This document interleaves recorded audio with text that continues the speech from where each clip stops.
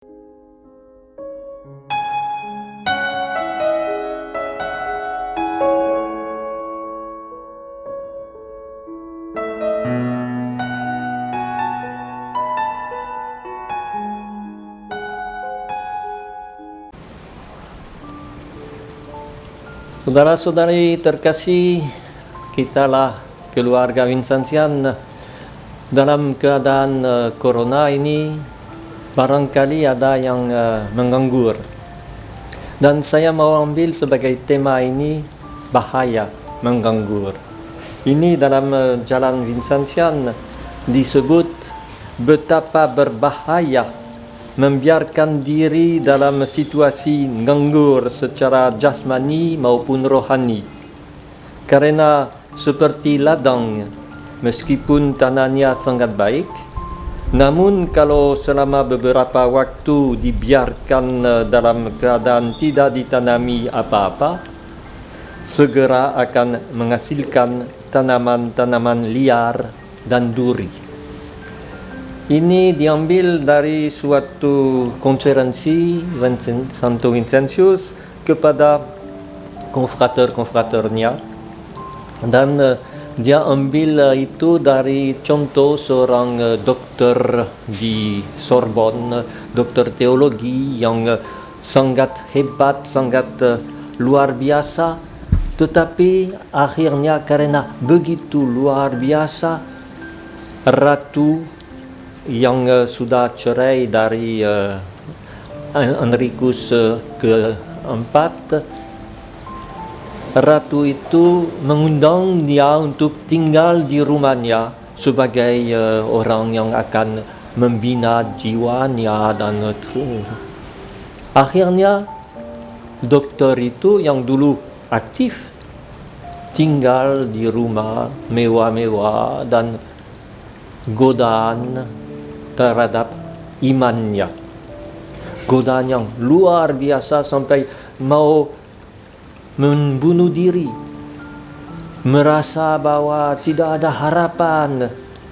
Dan dokter itu datang bicara dengan Vincentius, dan Vincentius mendoakannya, tetapi ya apakah sungguh atau tidak, orang yang ahli sejarah sedikit bingung, tetapi dalam Abeli dikatakan bahwa justru Vincentius menyerahkan diri kepada Allah untuk mengambil derita iman dari orang itu. Dan kiranya ini tetap kita ambil dalam semangat abad itu, Allah mengabulkannya, dan Vincentius menjadi sangat tergoda. Dan dia juga menganggur. Dia juga hanya menjadi dengan Ratu Margo itu juga. Dia kerja untuk membagikan derma-derma ke sini ke sana, tetapi tidak ada kerja yang benar. Kena juga dia.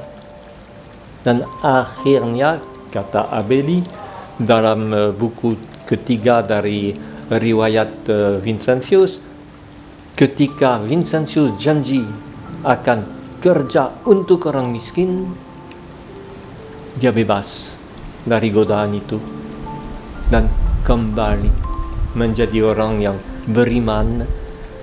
Dan dikatakan oleh Abeli, godaan itu dipakai oleh Allah untuk justru membuat Vincentius selalu kreatif, selalu bekerja. Saya mau sedikit memberi pandangan tentang kerja pada abad ke-17, yaitu zaman Vincentius. Pada waktu itu, idealnya justru adalah hidup tanpa kerja. Hidup karena cukup banyak duit, hidup dari hasil bunga-bunga duit itu, dari hasil semua tanah-tanah yang dimiliki.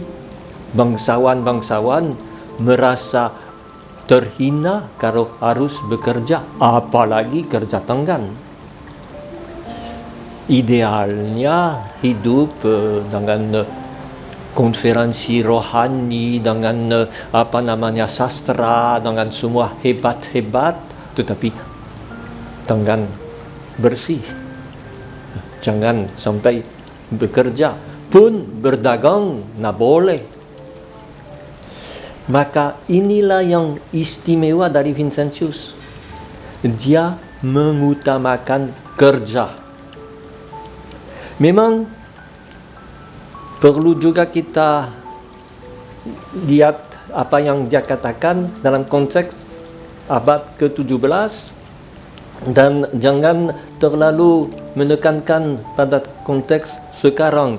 Sekarang sebagai orang yang dalam zaman industri justru kerja yang diutamakan.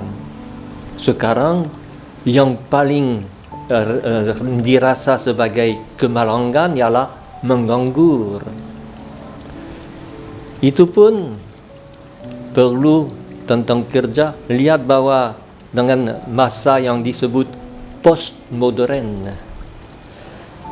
sekarang kerja diserahkan kepada robot.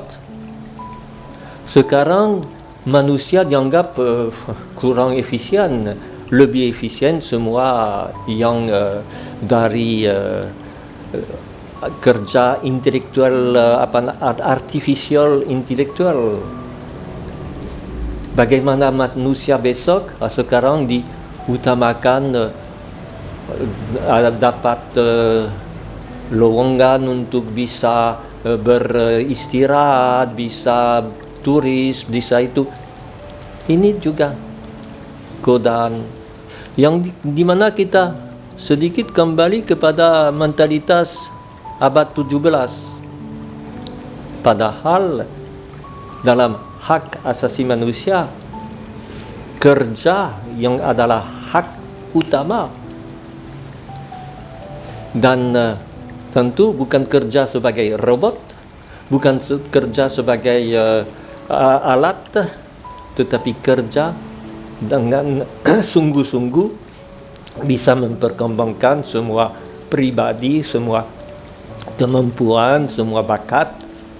Saya ingat tahun yang lalu, bulan Mei, tanggal 1 Mei, saya ikut dalam manifestasi kaum buruh dari Sawit karena sebagai anggota Justice and Peace atau keadilan dan perdamaian dalam keuskupan itu, berjuang supaya buruh-buruh itu bisa mendapat serikat buruh. Dan pada tanggal 1 Mei justru pertemuan besar, saya hanya sebagai tamu, saya bukan buruh, tetapi saya diundang dan saya dengar justru kata dari kaum buruh, slogannya ialah kami tidak minta ditambah gaji, kami minta diperlakukan sebagai manusia, bukan sebagai alat. Itu yang mentalitas sekarang yang pun bisa goyang dengan postmodern. Maka ini yang istimewa, justru Santo Vincentius mengutamakan kerja. Dia mengutamakan itu karena dia sendiri dari pengalamannya sebagai anak dari petani, dia lihat bahwa orang tuanya kerja terus dan dia juga ditugaskan untuk menjaga domba-domba, babi-babi dan lain-lain. Dia juga bekerja. Yang istimewa justru bapaknya melihat bahwa dia seorang pintar, mau supaya dia lepas dari kerja dengan menjadi pastor. Ini menjadi pastor bisa nanti dapat semua uang dari menjadi abbas dari suatu tempat tinggal di biara, tapi semua hasil dari biara itu, dan nanti dia akan bisa buat supaya orang tuanya juga tidak perlu kerja lagi. cita-cita pada permulaan dari orang tuanya, dari dia sendiri.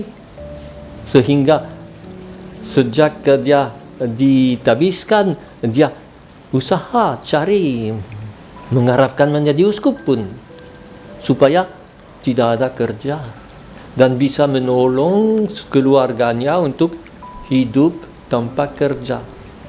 Tetapi justru sesudah Vincentius bertobat, dia mengerti bahwa kerja adalah utama.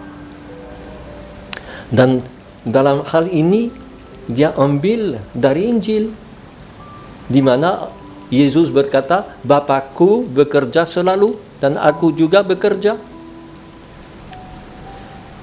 Dalam teks-teks dan konferensi Vincentius, kalau Vincentius mau sebut tugas dari misionaris, dia selalu pakai kata kerja. Misionaris disebut pekerja, sesuai dengan kata Yesus, mintalah dari Bapa supaya dia kirim pekerja ke tuayan. Itu yang sangat perlu kita pikirkan. Apakah kita menghargai kerja? Apakah kita justru mau pergi ke tempat orang yang tidak ada kerja untuk memberi kerja kepada mereka, bukan memberi sedekah atau derma? Itu juga suatu keutamaan untuk Vincentius. Dia berkata, oke, dalam keadaan darurat beri derma, tetapi usahalah kalau orang itu tidak sakit atau tidak terlalu tua, supaya dia dapat kerja. Kami sudah bicara sedikit tentang Ozanam, dan justru SSW, saya tekankan itu bukan untuk memberi derma, tetapi untuk mengangkat orang yang tidak punya haknya agar bisa dapat kerja, tidak menggantungkan diri pada orang lain. Vincentius sangat menekankan itu untuk dirinya sendiri, tetapi justru untuk orang-orang yang mau ditolong,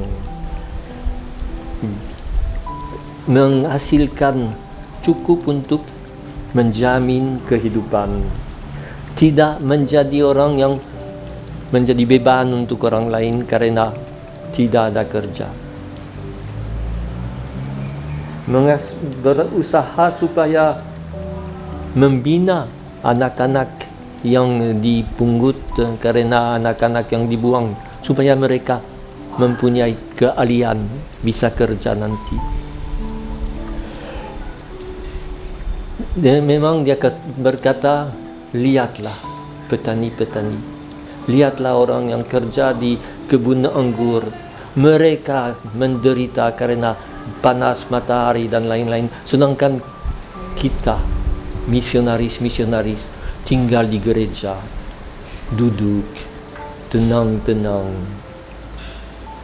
Tentu kalau kita baca laporan dari misionaris pada zaman itu di Polandia, di Scotland, kita lihat bahwa mereka kerja terus sampai, ya itu juga harus kita jaga, sampai mereka jatuh sakit karena terlalu memaksa diri. Oke, jangan sampai situ, harus tahu batas. Tetapi toh Vincentius mengharapkan mimpinya bisa nanti mati di pinggir jalan, di pedalaman, karena sudah begitu capek. Oke, suatu ideal tentunya tidak akan terjadi untuk dia, tetapi toh memperlihatkan bahwa dia menghargai kerja, dan dia berkata, cintailah sesamamu. Cintailah Allah, cintailah sesamamu dengan keluarkan keringat, dengan tanganmu dipakai. Dia tahu bahwa ini kita